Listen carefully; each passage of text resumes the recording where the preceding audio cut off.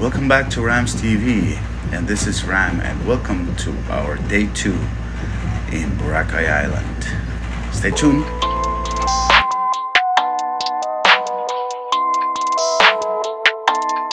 That's ISO. Rack it up, I got a bit of the bank to make me a safe house. Shake it up, So today is the feast day of Boracay Island. So, bali may ati-atihan parade po ngayon. It was a very long parade kasi ang dami pong nag-attend ng mga LGU local representatives. So, kanya-kanya silang may banda. Napakasaya po.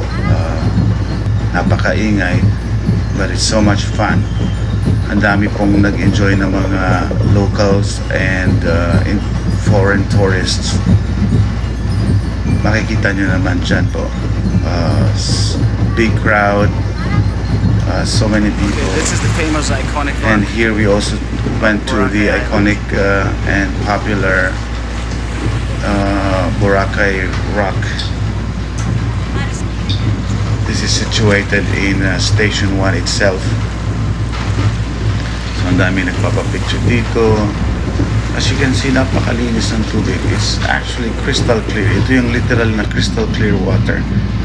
Kasi dahil nga po yan sa napakaputing buhangin along the seashore.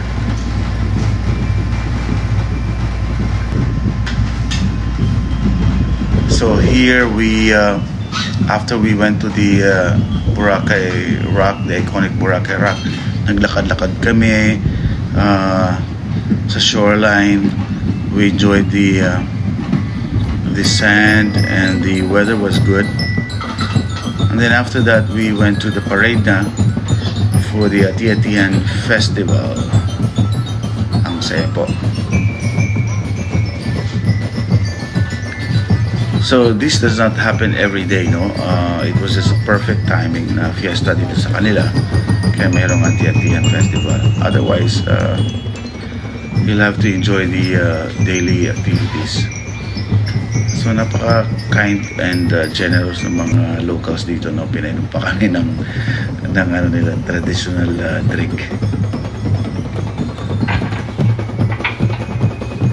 So the parade started in the morning and it ended around 1-2 p.m. in the afternoon. So after that, we went for lunch. So tinabad na kami maglakad ng malayo. So we found Henan Regency. So mayroon silang ino-offer na special buffet for lunch. At nainganyo kami. So we decided to indulge here. So as you can see, napakadaming offerings, no, sa buffet nila. From soup, salad, appetizers. Meron din silang pizza, meron silang street foods, main courses, desserts,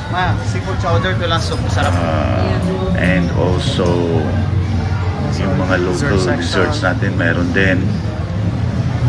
So we had so much food at lunch, and we enjoyed it so much.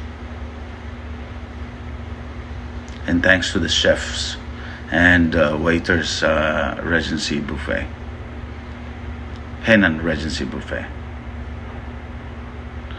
And after lunch, we went out. We went back to the beach. We enjoyed the beach again. Naglatag kami ng maliit na malong para mapagpahingaan. And then we did swimming and all. So it was a fun day. We have 2 more days left, and please stay tuned for more. And thank you for watching. Please subscribe. Goodbye for now.